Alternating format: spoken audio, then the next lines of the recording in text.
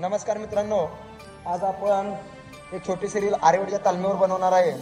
आरेवाडी हे गाव बिरोबाच्या पदस्पर्शाने पावन झालेलं गाव आहे।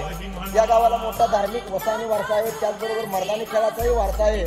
आरेवाडीमध्ये अनेक पैलवान जुने जाणते होऊन गेले, काय घडले काय घडत आहे तेच घडत असणारी बालचमू वानरसेना आरेवाडीमध्ये जी आहे ती इकडे आपण बघतोय। छोटी मुलं लढत करायला ते इकडे बघतोय, इकडे एक लढत चालू आहे। इकडे दोन मोठे मल्ल व्यायाम करून सपाट्यावर म्हणून डंबेल्स मारत आहेत। इकडं एक बाबूभाई नावाचा आपला पैलवान भाव आपला जोर मारत आहे। इकडं हे आपले मित्रमंडळी कुस्ती बघत आहेत, तानाजी भाऊ आहे, रामभाव आहे। पण ते इकडे बघा छोटे पैलवान इकडे उभारले, ते कुस्तीचं डाव कसं करतात ते बघायला लागले। ते इकडं आपली मुलं व्यायाम करून ते इकडं टिप्स मारले। ते इकडं संतभाव उलट किरण आलेले आपले फौजी आहेत। इकडं सत्यवान दगडू आणि आदित्य व्यायाम करून बसलेले आहेत। बघा यांचा घामाचा चिखल झालाय, कष्टाला पर्याय नाही मित्रांनो। कष्ट केल्याशिवाय कुठलंही फळ मिळत नाही।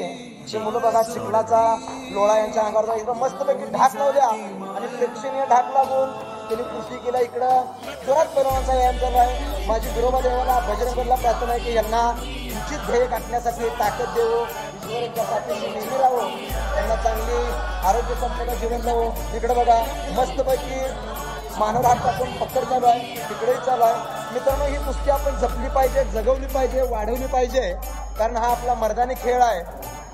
आपला खेळ आपण इकडे ढाक लावण्याचा सुंदर प्रयत्न आहे, तो फसलेला आहे। आणखीन शिवछत्रपतींच्या काळापासून कुस्ती चालत आलेली आहे, रामायण महाभारतापासून ही कुस्ती खेळलेली आहे। या कुस्तीला मोठा वसा आणि वारसा आहे। आपणच हा मर्दानी देशी खेळ टिकवला पाहिजे, आपल्या मुलांना आपणच प्रोत्साहन दिलं पाहिजे। तर अरे वा मस्तपैकी ढाक लावलेला आहे, वाह।